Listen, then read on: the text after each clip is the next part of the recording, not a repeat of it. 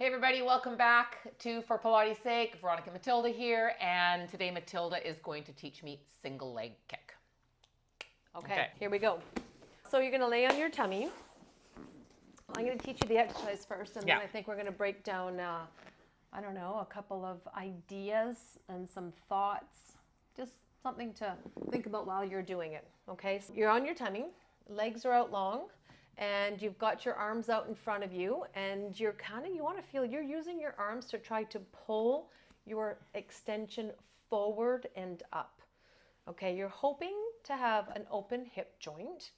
And then from here, you're going to pick one leg up. You're going to inhale, you kick a little further, and then you switch and further. So as Veronica is doing the kicks, I'm going to kind of speak because we sometimes do one breath, one leg, but it's actually one breath for two legs. So when we're ready, we're going to inhale and exhale, right? So inhale and exhale. There we go.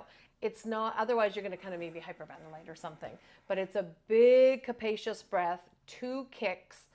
When you go, so I mean, there's a few things that I'm going to discuss here. I hope this doesn't get too long for you guys. Okay. But I'm going to start at the top, work my way down. Some of you will be cued to get up quite high on your elbows, like you're drawing spikes in. So I just want you to notice how high Veronica came up because of it. Her rib cage is no longer touching, and she's extending nothing but her lumbar. Her thoracic is quite flat. Okay, so this is typically not a good place for, I would say, anybody. It's too much right away.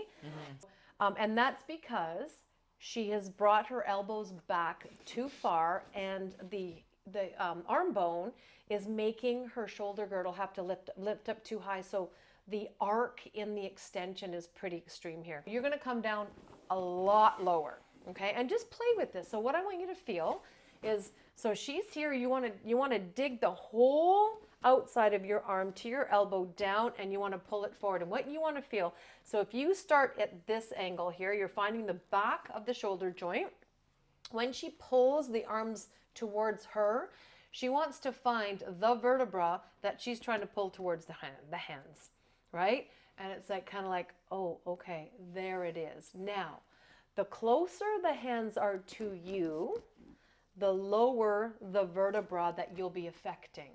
The further away the arms are, and that makes sense, right? Yes. It's just physics. The lower you become, but the higher the vertebra that you're affecting is. So if you want to affect thoracics, let's say T3, 4, 5, 6, 7, kind of more between the shoulder blade area, you want your arms actually kind of where V's are right now. They're pretty far out. Not typically what we're used to. Just play with it.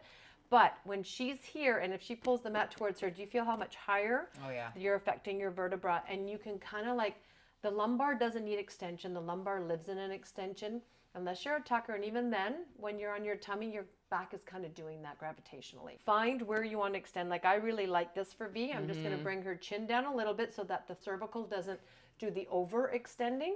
And now I want you to pull way at the highest vertebra that you can imagine in your thoracic. Oh, I'm burning up there. Okay.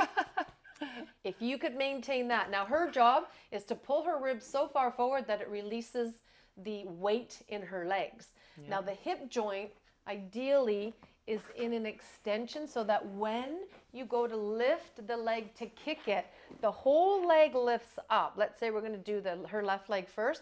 This leg is going to come up. The knee is somewhat hovering. The knee hovering kind of opens the hip joint. Then it's the hamstring. She's going to kick and further and switch down. Yes.